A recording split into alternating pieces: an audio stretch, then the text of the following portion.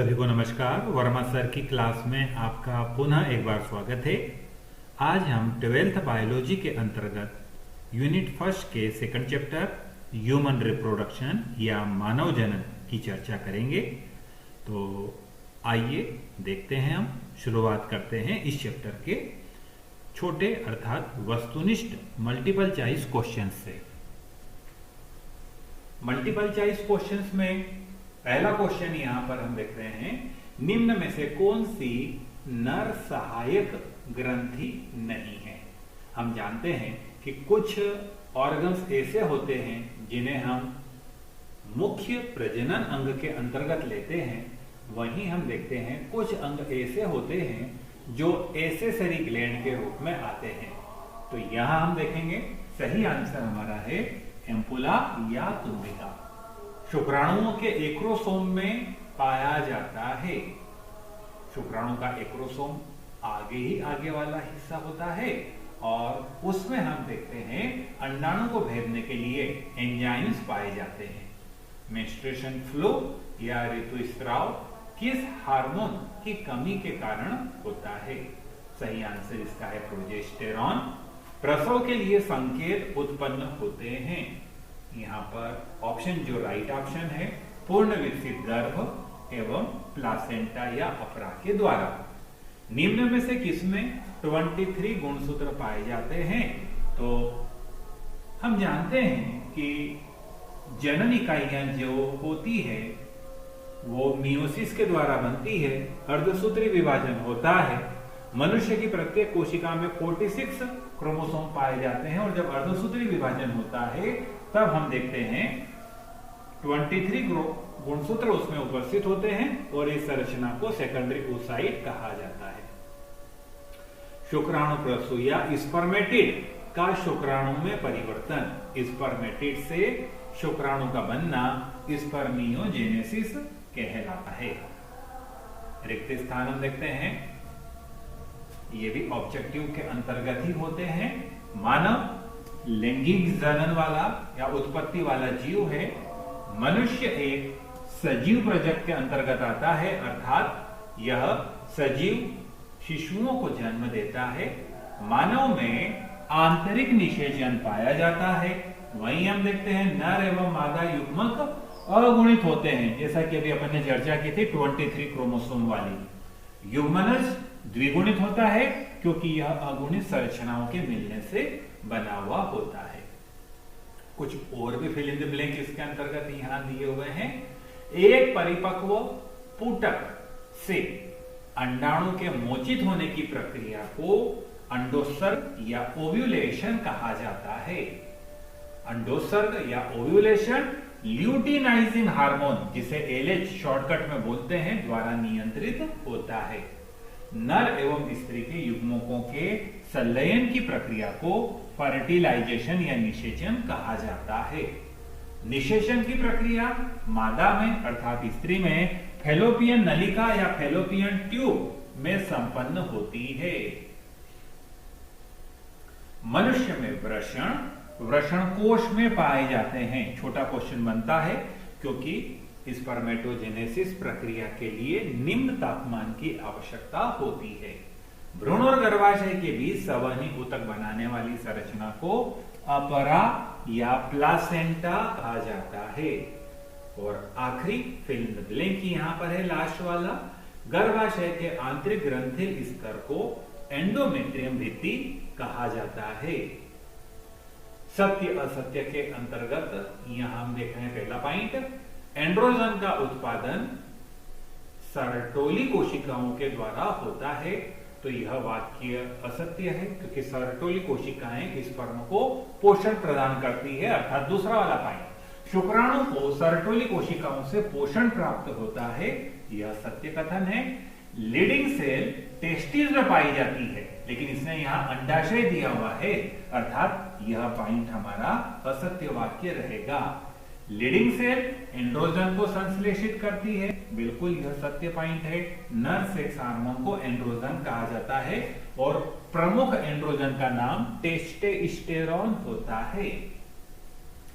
अंड जनन पीतपिंड या corpus luteum में संपन्न होता है, असत्य पॉइंट है ये, क्योंकि अंड जनन की प्रक्रिया कार्पस ल्यूटियम में नहीं, ओवरी के अंदर संपन्न होती है। सगर्भता या प्रेगनेंसी के दौरान आर्तव चक्र बंद हो जाता है, सत्य वाक्य है। हाइमेन की उपस्थिति अथवा अनुपस्थिति कौमार या वर्जिनिटी या यौन अनुभव का विश्वसनीय संकेत नहीं है, सत्य कथन है यह।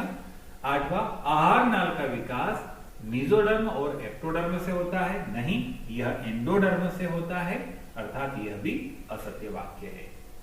मैच पेयर के अंतर्गत जोड़ी जमाओं में हम देखते हैं, पहला पॉइंट अंतरोपण, इसका मतलब होता है, अंतरोपण का मतलब कि जो ब्लास्टोसिस्ट होती है वो यूटेरस के एंडोमेट्रियम में आकर के धस जाती है, जुड़ जाती है। इसी जुड़ने की प्रक्रिया को हम अंतरोपण कहते हैं। दूसरा पॉइंट है विदलन। विदलन का मतलब होता है विभाजित होना, तो युग्मनज का समसूत्री विभाजन होता है, इस प्रक्रिया को विदलन कहते हैं। तीसरा पॉइंट है ट्रोफोब्लास्ट या पोषकोरक, जिसे इंग्लिश में ट्रोफोब्लास्ट कहते हैं। तो यहां हम देखेंगे कि जो ब्लास्टोसिस्ट होती है उसके बाह्य स्तर जो एंडोमेट्रियम के साथ में जुड़ जाता है उसे ट्रोफोब्लास्ट कहा जाता है। चौथा पॉइंट अंतः कोशिका समूह। हमने देखा है कि युग्मनज में समसूत्री विभाजन होता है, और जब समसूत्री विभाजन होता है तो बहुत सारी कोशिकाओं का एक भ्रूण बनता है और वह विकसित होता है। इस प्रक्रिया को अंतः कोशिकीय समूह कहा जाता है। हाइलोरुनिडेज, यहां हम देखेंगे कि जो एक्रोसोम होता है, स्पर्म का आगे वाला भाग, हेड वाला हिस्सा, वह अंडाणु को भेदन के लिए जिस एंजाइम को सिक्रेट करता है उसे हाइलोरुनिडेज कहते हैं। प्रसव पीड़ा, छठा पॉइंट हमारा यहां पर है।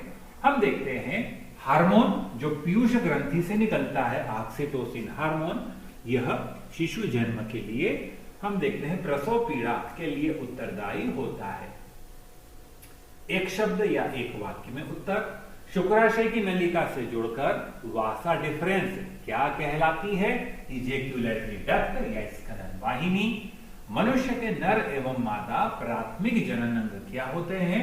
वृषण तथा अंडाशय। निषेचन न होने पर कार्पस ल्यूटियम का क्या होता है? हम देखते हैं कि यह कार्पस एल्बिकेंस में बदलकर नष्ट हो जाता है। मनुष्य में 8 से 16 ब्लास्टोसिस्ट या कोरक खंडों वाला ठोस गेंद जैसा भ्रूण बनता है, जिसे क्या बोलते हैं? मोरुला नाम हमें ध्यान रखना है। अगला पॉइंट है कोरियोनिक विलाई क्या होते हैं? तो भ्रूण की ट्रोफोब्लास्ट की बाह्य सतह से निकले उंगली जैसे प्रवर्ध जो गर्भाशय एंडोमेट्रियम में धसकर पोषण प्राप्त करते हैं, उन्हें कोरियोनिक विलाई कहा जाता है। अगला पॉइंट है पुरुषों में ल्यूटिनाइजिन हार्मोन को किस अन्य हार्मोन से जाना जाता है? Interstitial cell stimulating hormone. मादाओं में हम देखते हैं यह अंडोत्सर्ग के लिए उत्तरदायी होता है, और यहां पर हम देखेंगे कि वृषण की सेमिनिफेरस ट्यूब्यूल्स में यह हार्मोन उत्पादन के लिए उत्तरदायी है। ग्रेफियन फॉलिकल से अंड के बाहर निकलने की प्रक्रिया को ओव्यूलेशन कहा जाता है, अंडोत्सर्ग जिसे बोलते हैं। शुक्रिय द्रव या सेमिनल प्लाज्मा के मुख्य घटक फ्रक्टोज, शर्करा, कुछ एंजाइम, फास्फेट, कैल्शियम के आयन, म्यूकस, सिट्रेट तथा प्रोस्टाग्लैंडिन्स जो हार्मोन होते हैं, ये सब मिलकर के शुक्रिय प्रद्रव्य को बनाते हैं। विदलन को परिभाषित कीजिए। जायगोट जब बनता है, द्विगुणित होता है, लगातार समसूत्री विभाजन होगा और कई कोशिकाएं हम देखेंगे बनेगी, इस प्रक्रिया को विदलन कहा जाता है। चलिए शॉर्ट क्वेश्चन आंसर्स के बाद में अब हम देखते हैं जो एक शब्द वाले वाक्य, एक शब्द या एक वाक्य के प्रश्नोत्तर थे, इनके बाद में अब हम देखते हैं इस चैप्टर के अति लघुत्तरी प्रश्न।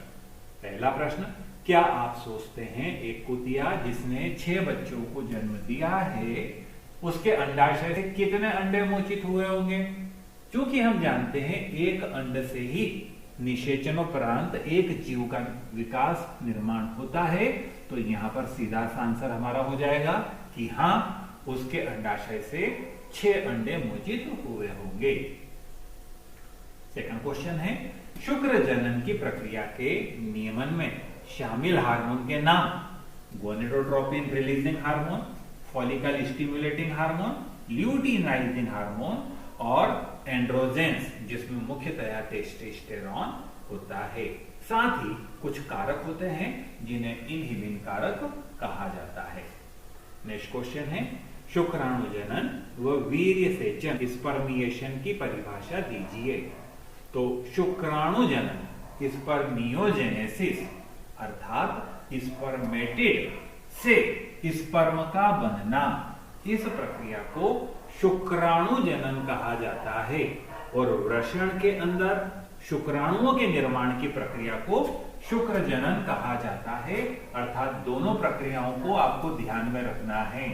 दो अलग अलग मिलती जुलती प्रक्रियाएं हैं, एक शुक्र जनन और दूसरा हम देख रहे हैं शुक्राणु जनन। शुक्र जनन वाली प्रक्रिया में हमने क्या बतलाया कि वृषण के अंदर स्पर्म का निर्माण, शुक्राणुओं का निर्माण, यह पूरी जो प्रक्रिया संपन्न होती है इसे शुक्र जनन कहा जाता है। और शुक्राणु जनन प्रक्रिया में हम देखते हैं स्पर्मेटिड से स्पर्म या शुक्राणु के निर्माण की जो प्रक्रिया संपन्न होती है, इस प्रक्रिया को शुक्राणु जनन कहा जाता है। अगला क्वेश्चन, अंडोत्सर्ग को परिभाषित कीजिए। ओवरी से एलएच हार्मोन के प्रभाव में द्वितीयक oocyte का बाहर निकलना अंडोत्सर्ग कहलाता है। अगला क्वेश्चन अभी आपको बतलाया था थोड़ी देर पहले, मनुष्य में अगर वृषण यानी टेस्टिस उधर एब्डोमेन से बाहर वृषण कोश में न आए तो क्या बंध्यता उत्पन्न होती है, अर्थात क्या वृषण के द्वारा स्पर्म का निर्माण रुक जाता है? सही कथन है, क्योंकि वृषण के द्वारा हम देखते हैं शुक्राणुओं के निर्माण के लिए प्रायः कम तापमान की आवश्यकता होती है। अगर उदर गुहा में ही, एब्डोमिनल कैविटी में ही वृषण होंगे तो वहां तापमान ज्यादा रहेगा, फलस्वरूप बंध्यता की स्थिति उत्पन्न होगी। प्रसव किसे कहते हैं? सगर्भता के पश्चात हम देखते हैं हार्मोन्स के प्रभाव से शिशु जन्म की प्रक्रिया को प्रसव कहा जाता है। इसमें पीयूष ग्रंथि से निकलने वाले हार्मोन, जिसे मुख्यतया ऑक्सीटोसिन कहते हैं, और एक दूसरा हार्मोन जो रिलैक्सिन हार्मोन कहलाता है, इनकी महत्वपूर्ण भूमिका होती है। कोलेस्ट्रम या खीस क्या है? कोलेस्ट्रम हम देखते हैं कि शिशु को माता का प्रथम दुग्ध पान कराया जाता है, जिसमें कई प्रकार की रोगों से लड़ने की क्षमताएं भी उपस्थित होती है। इसी दूध को कोलेस्ट्रम कहा जाता है। अंडाशय की अनुप्रस्थ काट का डायग्राम बना करके प्रैक्टिस करना है, नेम आपको देना है। हम देख रहे हैं यह ग्रेफियन फॉलिकल है, और जब ग्रेफियन फॉलिकल फटता है तो इससे सेकेंडरी oocyte बाहर निकल जाती है, ये ओव्यूलेशन की प्रक्रिया है। और जब सेकेंडरी oocyte बाहर निकल जाती है तो ग्रेफियन फॉलिकल का बचा हुआ भाग कार्पस ल्यूटियम कहलाता है। इन एब्सेंस ऑफ प्रेगनेंसी यह कोरोना एल्बिकेंस में कन्वर्ट होकर टिश्यू के द्वारा पचा दिया जाता है। पुरुष की सहायक नलिकाओं और ग्रंथियों के प्रमुख कार्य क्या है? सहायक नलिका और ग्रंथियां 4 नंबर के हिसाब से 4 मार्क्स का ये एक बड़ा इंपॉर्टेंट क्वेश्चन बनता है। रेटेटेस्टिस या वृषण जालिका शुक्राणुओं को शुक्र जनन नलिकाओं से वासा इफ्रेंशिया तक लाना, यह इसका कार्य है। वासा इफ्रेंशिया शुक्राणुओं को रेटेटेस्टिस से इपिडिडाइमिस तक लाना। इपिडिडाइमिस हम देख रहे हैं शुक्राणुओं का परिपक्वन तथा उन्हें वापस वासा इफ्रेंशिया से वासा डिफरेंस तक लाना। शुक्रवाहक या वासा डिफरेंस शुक्राणुओं को इपिडिडाइमिस या अधिवृषण से स्खलन नलिका के माध्यम से यूरिनोजेनाइटल डक्ट या मूत्र नलिका तक लाना। और यूरिथ्रा या यूरिनोजेनाइटल डक्ट शुक्राणुओं का पेनिस या शीर्ष नाल के माध्यम से शरीर से बाहर लाना। सहायक ग्रंथियों के अंतर्गत अगर हम देखें शुक्राशय या सेमिनल वेसिकल, यहां हम देखते हैं शुक्री द्रव के 60% भाग का निर्माण होता है। इसमें शुक्राणु के पोषण हेतु फ्रक्टोज और कुछ अन्य प्रोस्टाग्लैंडिन्स पाए जाते हैं। प्रोस्टेट ग्लैंड वीर्य के 25 से 30% भाग का निर्माण होता है। इसमें एंजाइम और सक्रिय कारक उपस्थित होते हैं। बल्बोयूरेथ्रल या काउपर ग्लैंड शिश्न के स्नेहन के लिए हम देखते हैं यह काम में लाई जाती है। पुरुष जनन तंत्र का नामांकित चित्र बनाना है आपको। ये टेस्टिस है, ये वासा डिफरेंस वाहिनी है, यूरिनरी ब्लैडर है, यह सेमाइनल वेसिकल है, पेनिस है, और हम देखते हैं इसके अंदर जो डक्ट है यह यूरिनोजेनाइटल डक्ट है। जनरली मादा प्रजनन तंत्र का या स्त्री जनन तंत्र का आरेख परीक्षाओं में पूछा जाता है, क्योंकि यह ज्यादा इजी डायग्राम होता है।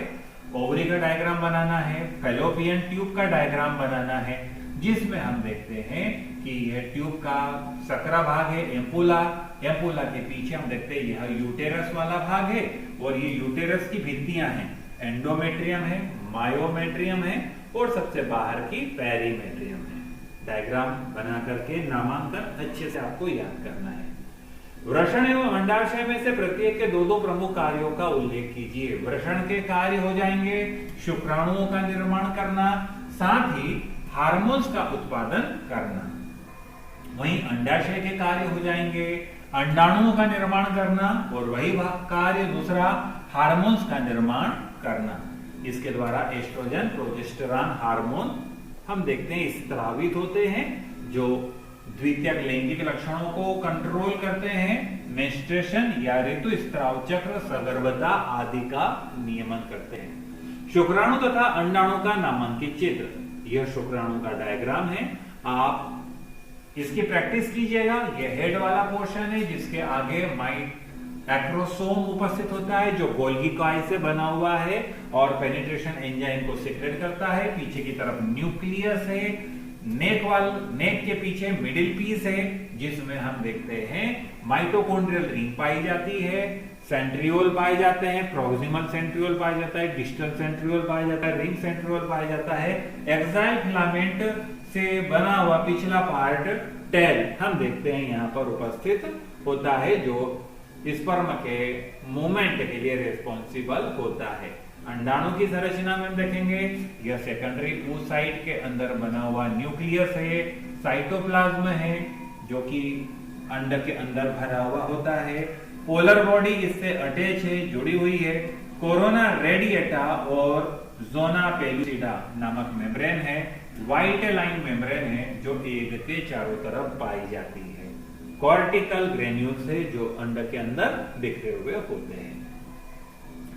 निम्नलिखित के कार्य बतलाइए। अगला क्वेश्चन है यहाँ पर है, कार्पस ल्यूटियम प्रोजेस्टेरॉन हार्मोन का स्त्राव करता है, प्रेगनेंसी को मेंटेन करता है, और जो मेंस्ट्रुअल साइकिल होती है ऋतु स्त्राव चक्र उसका नियमन करता है। गर्भाशय का एंडोमेट्रियम सबसे अंदर वाली झिल्ली होती है, जो हम देखते हैं कि भ्रूण को आधार प्रदान करती है और पोषण प्रदान करती है। स्पर्म का सबसे आगे वाला भाग एक्रोसोम, अंड को भेजने वाले एंजाइम इसके अंदर पाए जाते हैं, और इन्हीं की मदद से स्पर्म पेनिट्रेशन करता है, एग के अंदर इंटर करता है, और एग का न्यूक्लियस स्पर्म के न्यूक्लियस के साथ मिलकर के जाइगोट बनाने की प्रक्रिया पूरी करता है। जाइगोट हम जानते हैं पहली इकाई होती है जो भ्रूण को बनाती है। स्पर्म की टेल एक्साइल फिलामेंट पाए जाते हैं, जिनके कारण हम देखते हैं शुक्राणु जल होता है। फिम्ब्री जो अंडवाहिनी होती है, फैलोपियन ट्यूब जो होती है, उसका मुख कीप के समान संरचना के रूप में होता है। किनारों पर छोटे छोटे उभार पाए जाते हैं जो फिम्ब्री कहलाते हैं। इनके मूवमेंट के कारण ही हम देखते हैं जो अंड होता है वह ओविडक्ट के अंदर या फैलोपियन ट्यूब के अंदर आता है। यह एक ग्रेफियन फॉलिकल का डायग्राम है जिसके अंदर सेकेंडरी oocyte को दर्शाया हुआ है। इसे ही फोड़ करके हम देखते हैं ओव्यूलेशन की प्रक्रिया के द्वारा यह ओवरी से बाहर आता है।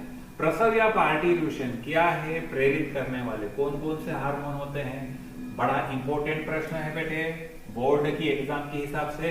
अभी आपको थोड़ी देर पहले हमने बतलाया था कि गर्भ की अवधि पूरी हो जाने के पश्चात में शिशु के जन्म लेने की जो प्रक्रिया होती है उसे प्रसव या पार्टिल्यूशन कहा जाता है।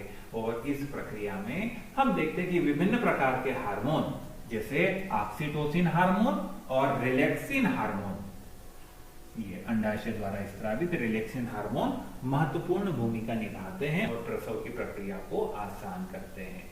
प्रसव की जो प्रक्रिया है एक जटिल प्रक्रिया है जिसमें निम्न 3 चरण होते हैं। गर्भाशय ग्रीवा का फैलना, शिशु का बाहर आना, अप्राया प्लासेंटा का बर्थ के बाद में बाहर निकलना। शुक्र जनन नलिका की संरचना का वर्णन कीजिए या वृषण की आंतरिक संरचना का वर्णन कीजिए।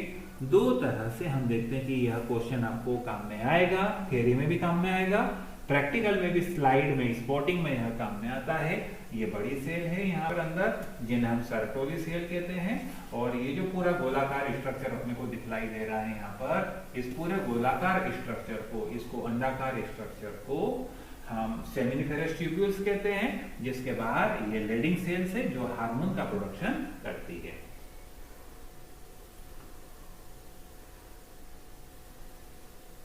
हमारे समाज में लड़कियों को जन्म देने का दोष महिलाओं को दिया जाता है, बताइए यह सही क्यों नहीं है।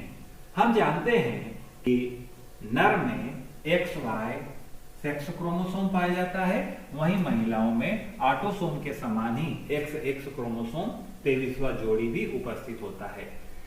रिजल्ट यह होता है कि नर में 2 प्रकार के गुणसूत्र X और Y के कारण 2 प्रकार के स्पर्म बनते हैं, एक 22+X वाला, एक 22+Y वाला, जबकि महिलाओं में केवल 22+X वाला ही हम देखेंगे अंडाणु बनता है।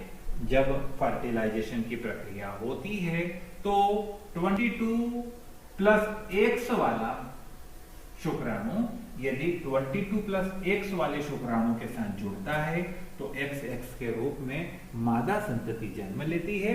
वहीं यदि 22+Y वाला शुक्राणु 22+X वाले अंडाणु के साथ संयोजित होता है तो हम देखेंगे 44+XY, मादा 44+XX और नर 44+XY के रूप में संतान उत्पन्न होती है। हमारे सामने स्पष्ट है, कहा जा सकता है कि नर में चूंकि 2 प्रकार के शुक्राणु बनते हैं और मादा में तो केवल एक ही प्रकार का अंडाणु बनता है, अतः बच्चे का लिंग क्या होगा इसको निर्धारित करने की प्रक्रिया नर के शुक्राणु के द्वारा ही हम देखेंगे मेंटेन होती है और निर्धारित होती है। अतः कहा जा सकता है कि लड़कियों को जन्म देना या मादा शिशु की उत्पत्ति का दोष महिलाओं को नहीं दिया जा सकता। ये आगे डिटेल दी हुई है उसी प्रकार की जो भी आपने सुनी, इसके आधार पर आप पूरा क्वेश्चन कंप्लीट कर सकते हैं। 1 माह में मानव अंडाशय से कितने अंडे मोचित होते हैं? तो केवल एक ही अंडा मोचित होता है। यदि जुड़वा बच्चे होते हैं और समरूप जुड़वा होते हैं तो उस कंडीशन में हम देखेंगे जो युग्मनज बना हुआ है वो युग्मनज जाइगोट 2 बराबर भागों में बट जाता है। तो इस प्रकार बनने वाले जुड़वा बच्चों को आइडेंटिकल ट्विंस कहते हैं, जो देखने में, बात करने में, गुणधर्मों में एक समान होते हैं। किंतु कभी कभी हम देखते हैं कि नॉन आइडेंटिकल ट्विंस भी होते हैं। तो यहां पर हम यह मान सकते हैं कि एक से अधिक, यहां पर दिया हुआ है, एक से अधिक अंड यहां पर ओवरी के द्वारा मोचित हो सकते हैं। फलस्वरूप हम देखेंगे कि अगर दोनों का फर्टिलाइजेशन होता है तो यह 2 अलग अलग प्रकार के शिशुओं या नॉन आइडेंटिकल ट्विंस के लिए उत्तरदायी होता है। नेक्स्ट क्वेश्चन यहां पर हम देख रहे हैं, अंड कोशिका और शुक्राणु में अंतर। यहां आपको स्पर्मेटोजेनेसिस तथा oogenesis, शुक्राणु जनन या शुक्र जनन और अंड जनन की प्रक्रिया का वर्णन भी याद करना है, वह अंतर भी एग्जाम में इंपॉर्टेंट होता है। तो अंड जनन कोशिका, अंड कोशिका यहां हम देखेंगे गोलाकार है, अचल है। शुक्राणु मोटाइल होता है, गतिशील होता है। अंडाणु आकार में बड़ा, शुक्राणु आकार में छोटा। अंडाणु के चारों ओर अनेक आवरण रहते हैं। यहाँ पर केवल एक प्लाज्मा मेम्ब्रेन जैसी झिल्ली उपस्थित होती है। अधिक कोशिका द्रव्य इसमें उपस्थित होता है और नगण्य मात्रा में संचित पदार्थ भी उपस्थित होते हैं। यहाँ हम देखेंगे कि दोनों ही लगभग नगण्य होते हैं। एक माह में केवल एक ही अंड मुक्त होता है और यहाँ हम देखते हैं शुक्राणुओं की बहुत बड़ी तादाद उत्पन्न होती है। अंड कोशिका और शुक्राणु दोनों ही अगुणित होते हैं। दोनों युग्मन निर्माण में भाग लेते हैं कि किस दृष्टि से अंड कोशिका की संरचना शुक्राणु के समान है, तो दोनों हैप्लाइड है, अगुणित है, अर्थात गुणसूत्रों की संख्या इनमें साधारण देही कोशिकाओं की तुलना में आधी होती है। अपरा क्या है, अपरा के कार्य दीजिए। तो अपरा अर्थात प्लासेंटा, भ्रूण जिस नली के द्वारा या नाल के द्वारा मादा के ऊतकों के साथ यूटेरस से जुड़ा हुआ होता है, उसे अपरा या प्लासेंटा कहा जाता है। और यह भ्रूण को पोषण प्रदान करती है। उत्सर्जी पदार्थों को मादा और शिशु के बीच में हम देखते हैं यह संवहन का कार्य करती है और अंतःस्रावी ग्रंथि के रूप में भी कार्य करती है, जिससे अनेक महत्वपूर्ण हार्मोन स्त्रावित होते हैं। Estrogen, relaxin, progesterone, human chorionic gonadotropins, human placental lactogen, ये सब अपरा या प्लासेंटा के द्वारा निकलने वाले हार्मोन हैं। एंटीबॉडीज अपरा या प्लासेंटा के माध्यम से ही हम देखते हैं कि शिशु के रक्त में पहुंचती है। भ्रूणी जनन स्तर से बनने वाली संरचना वेरी वेरी इंपॉर्टेंट क्वेश्चन है। 3 प्रकार की भ्रूणी जनन स्तर पाई जाती है, एंडोडर्म, मेसोडर्म, एक्टोडर्म, जिनसे हम देखते हैं अलग अलग प्रकार के अंग बनते हैं। कैसे याद करना है, 100% श्योरिटी रहती है कि यह क्वेश्चन एग्जाम में आ सकता है। एक्टोडर्म के द्वारा आहार नली बनेगी, श्वसन तंत्र का आंतरिक एपिथेलियम स्तर बनेगा, ग्रंथियां बनेगी इससे रिलेटेड, एंडोक्राइन ग्लैंड्स बनेगी, थायराइड, पैराथायराइड, यूरिनरी ब्लैडर या मूत्राशय की इनर लेयर इससे बनेगी। मेसोडर्म से त्वचा की डर्मिस, पेशियां, स्केलेटन सिस्टम, कंकाल तंत्र, हार्ट, ब्लड वेसल्स, उत्सर्जी तंत्र, जनन तंत्र, लिम्फेटिक तंत्र, और जो एक्टोडर्म होती है सबसे बाहर वाली तंत्रिका तंत्र बनाती है, दांत का इनेमल बनाती है, डेंटिन बनाती है, त्वचा की बाह्य परत जिसे एपिडर्मिस कहा जाता है वह भी इसी से बनती है। ये अगला क्वेश्चन आया जो अभी मैंने आपको बतलाया था।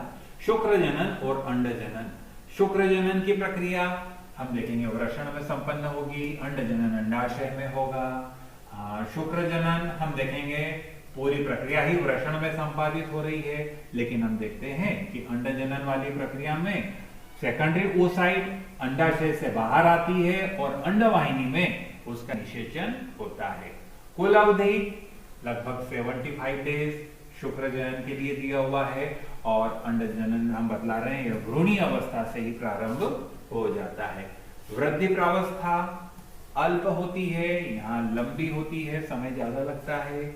युग्मक संख्या, एक शुक्राणु मात्र कोशिका से, बड़ा इंपॉर्टेंट पॉइंट है, 4 स्पर्म बनते हैं, जबकि एक अंडाणु मात्र कोशिका या ओवोनिया से केवल एक ही अंड बनता है और 3 पोलर बॉडी बनती है, जिनमें एक प्राइमरी पोलर बॉडी और 2 सेकेंडरी पोलर बॉडी वहां पर बनती है।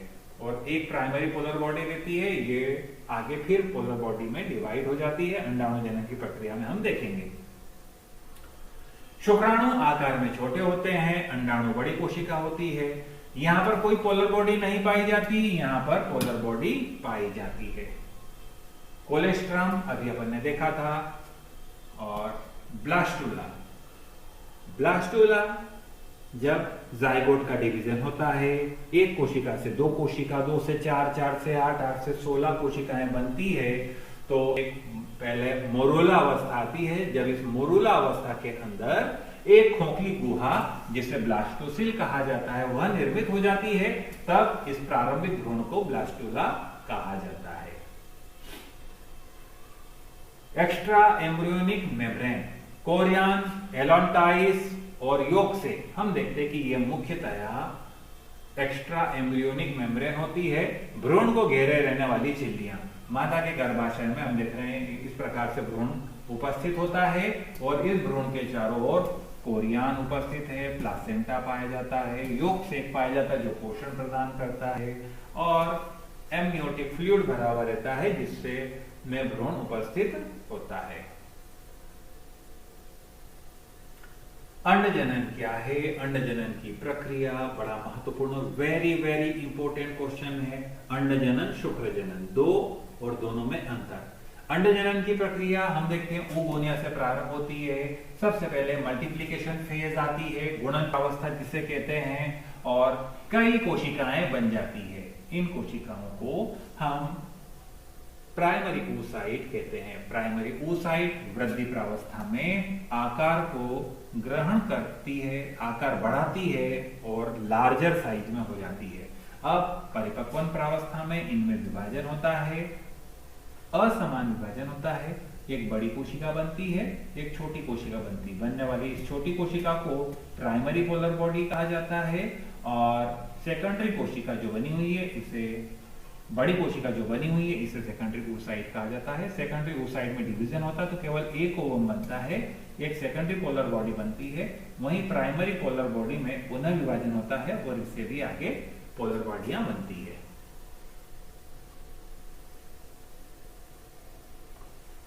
ओवरी के अंदर, अंडाशय के अंदर अंडाणुओं के बनने की प्रक्रिया, अंडाणु का मोचित होना और हार्मोनल चेंजेस जो होते हैं, ये आर्तव चक्र कहलाता है। इसे आर्तव चक्र कहते हैं। इंग्लिश में इसको मेंस्ट्रुअल साइकिल कहा जाता है, जिसकी अवधि प्रायः 3 से 5 दिन तक की होती है, जिसमें हम देखते हैं कि जो वेस्ट मटेरियल होता है वह बॉडी से बाहर जाता है और ओवा के फॉर्मेशन की पूरी चक्र ओवरी के अंदर और ओव्यूलेशन की प्रक्रिया, पुनः नया ओवा बनना, जिसे आर्तव चक्र कहते हैं, ये 28 से 29 डेज में होता है। और यह डायग्राम में जो बदला रहा है डेज के हिसाब से, ये प्राइमोर्डियल सेल है जिसमें हम देख रहे हैं डिवीजन हो रहा है, फॉलिकुलर सेल्स बनती जा रही है, ग्रेफ्टियन फॉलिकल बन गया, मैच्योर फॉलिकल, और इससे ओवा का बाहर निकलना जो ओव्यूलेशन कहलाता है, यह प्रायः 14 to 15, 14 से 15-16 दिन के समय पर यह अवधि होती है, जिस समय ओवे से ओवा बाहर निकलता है। और यदि इस ओवा का फर्टिलाइजेशन नहीं होता है तो 27-28 डेज पर हम देखेंगे यह बॉडी से बाहर रिलीज कर दिया जाता है। तो विभिन्न इस पॉइंट यहाँ पर दिए हुए हैं। ऋतुस्राव अवस्था दी हुई है जो 3 से 5 दिनों तक हम देखते हैं यहाँ पर चलती है। और फिर फॉलिक्यूलर स्टेज है, इस अवस्था में हम देखेंगे कि स्टार्टअप हो रहा है, प्रोलिफेरेशन फेज है, जिसमें टूट-फुट जो हुई थी गर्भाशय के अंदर, ये याद करने वाले पॉइंट है, आपको बहुत अच्छे से इस प्रश्न को याद करना है। और हम देखते हैं कि आगे अगली अवस्था जो आती है ओव्यूलेशन वाली आती है, जो 14th डे संपन्न होती है, 14वें दिन प्रायः संपन्न होती है। कुछ आगे पीछे भी इसमें ड्यूरेशन हो सकती है। पित्त की अवस्था आती है, स्त्रावी अवस्था आती है, 15 से लेकर के 28 डेज तक ये चलती है। पढ़ना है ध्यान से और इस क्वेश्चन को आपको कंप्लीट करना है।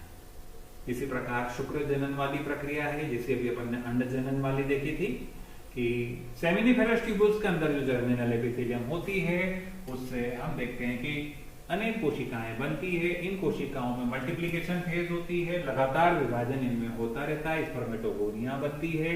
स्पर्मेटोगोनिया आकार में बड़ी हो जाती है, भोज्य पदार्थ को ग्रहण करा उन्होंने, आकार में बड़ी हो गई। जब आकार में बड़ी हो गई तो एक ग्रोथ फेज कहला रही है, प्राइमरी स्पर्मेटोसाइट इसे हम बोलेंगे। प्राइमरी स्पर्मेटोसाइट में आगे डिवीजन हुआ, विभाजन हुआ, सेकेंडरी स्पर्मेटोसाइट बने, सेकेंडरी स्पर्मेटोसाइट में विभाजन हुआ, स्पर्मेटिड कोशिकाएं बनी, और जब स्पर्मेटिड कोशिकाओं में आगे कायांतरण होता है तो हम देखते हैं 4 स्पर्म या शुक्राणुओं का निर्माण होता है। वेरी वेरी इंपॉर्टेंट क्वेश्चन है ये। शुक्र जनन की प्रक्रिया, अंड जनन की प्रक्रिया, शुक्र जनन अंड जनन में अंतर, परिपक्व शुक्राणु की संरचना, परिपक्व अंडाणु की संरचना, ग्रेफियन फॉलिकल का स्ट्रक्चर, आर्तव चक्र, ये इस चैप्टर के की पॉइंट है। और 3 germinal layer and their future, 3 जनन स्तरों का भविष्य। इन क्वेश्चनों को आप अगर कंप्लीट करते हैं तो डेफिनेटली बोर्ड के एग्जाम में ये आपके लिए बड़े बेनिफिशियल रहेंगे। आप इजीली इस चैप्टर से आने वाले क्वेश्चनों को कंप्लीट कर सकते हैं। Thanks for watching. मिलेंगे अगले वीडियो में, जब तक बने रहिए वर्मा सर की क्लास के साथ।